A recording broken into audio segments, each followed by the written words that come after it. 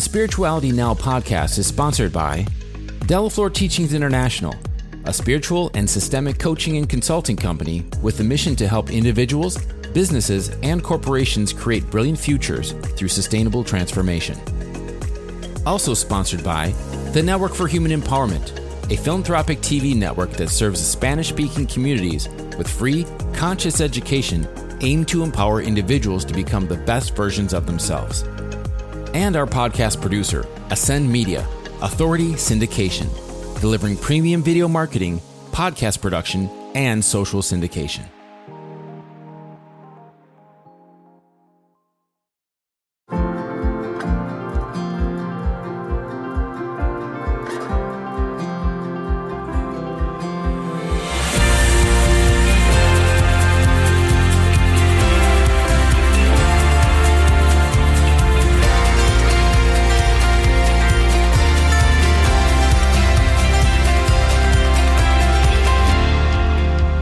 Welcome to the Spirituality Now podcast, a podcast committed to supporting you in your journey to life mastery and personal enlightenment.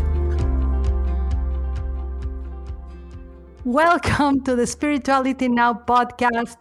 I am your host, Yvonne de la Flor, and I have an incredible guest with us today that I particularly admire. I'm a fan of not only her, as a human being, but of her work ethic, of her business ethics, of what she demonstrates into the world. In her media, I've been able to meet her a couple of times just physically, when we went training in the same place for hot yoga or whatever. This lady is an athlete. Not only a physical athlete, which is incredible, you got to follow her on her media to see, but also a spiritual athlete. The way she carries herself, you know how they say that you never know who's watching, how you are living, what you are doing. You always got to live up to your own values because you never know who you are motivating or who you are impressing or who you are inspiring.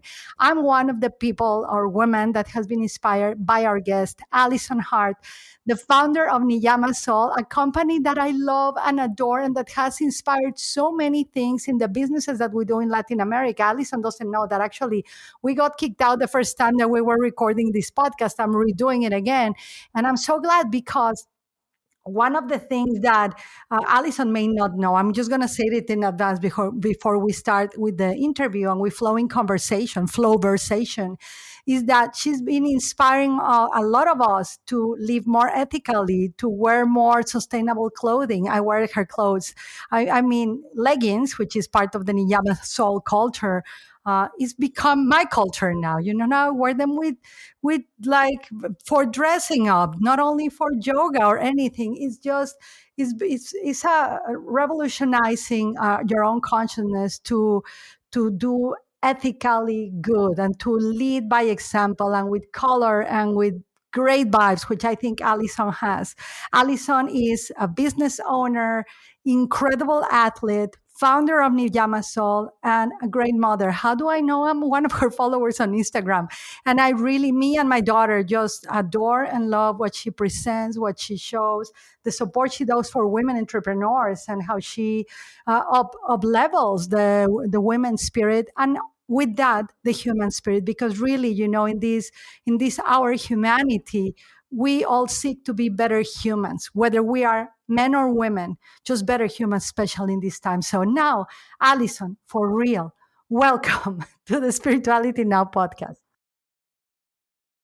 Thank you so much, Yvonne, for that beautiful introduction. I am humbled and honored for the words that you used to describe me and describe my brand, and knowing that you're following along and that I've inspired you touches my soul. So thank you so much for having me, and I'm honored to be here.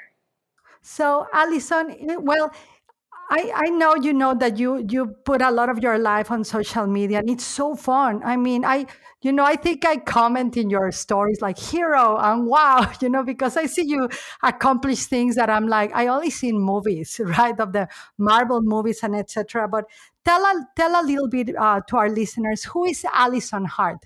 Who is she? What does she does? Where does she comes from?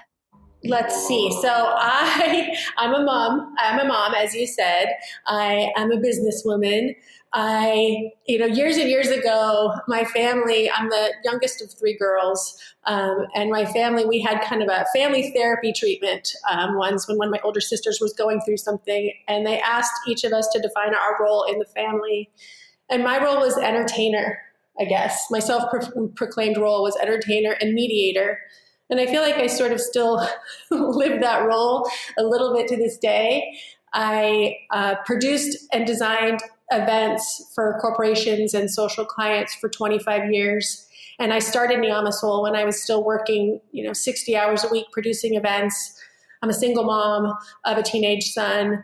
And I think I'm a juggler, and I like to balance things, and I like to stay busy.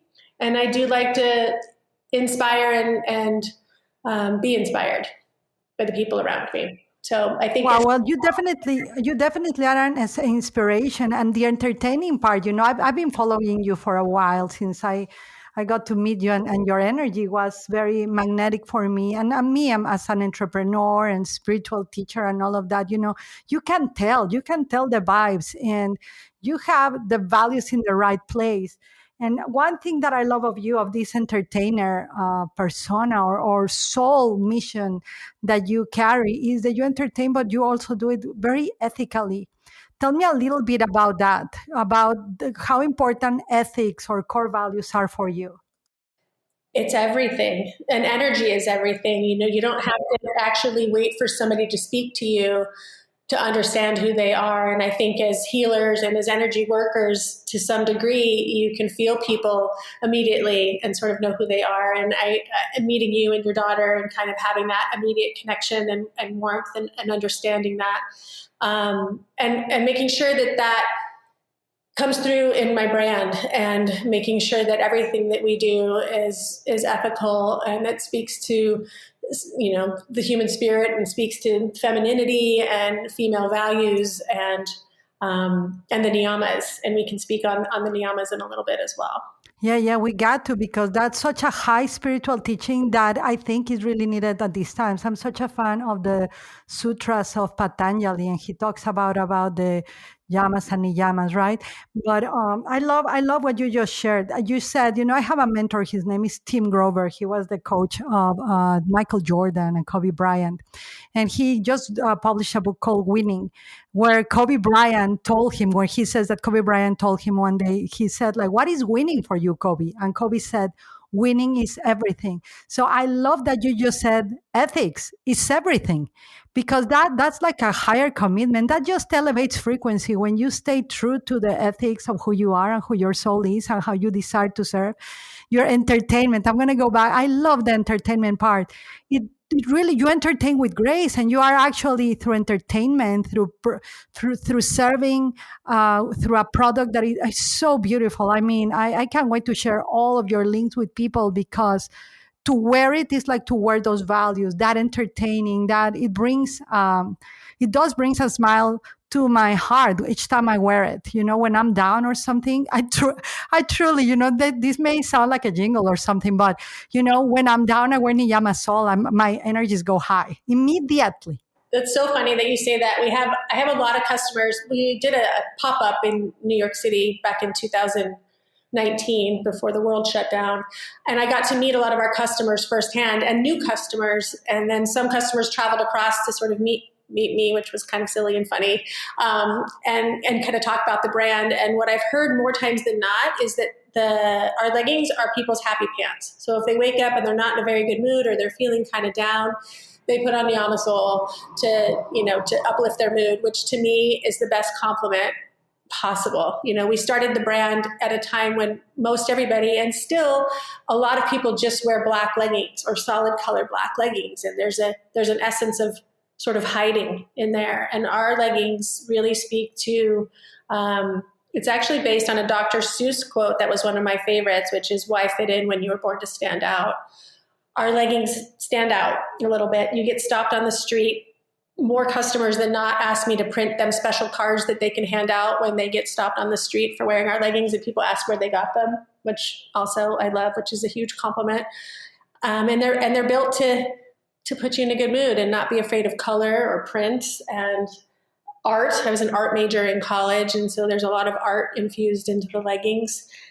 And I just want people to wear them and be happy and be comfortable in their skin and self-love. Well, you are definitely successful in that pursuit of yours, because I feel it, and I love it. In your website, in the Niyama Sol website, the phrase of Dr. Seuss is there: "Why fitting when you were born to stand out?" We created Niyama Sol so that we could express individuality through leggings we want to wear. And actually, we're wearing color, we're wearing art, I love that about you. You're such an elegant representative of your brand. You're unique. I don't blame people that want to meet you. You kind of laugh like they want to meet me, like that's weird. But it's, I'm excited for having you in the podcast. I'm like, wow, we have Allison.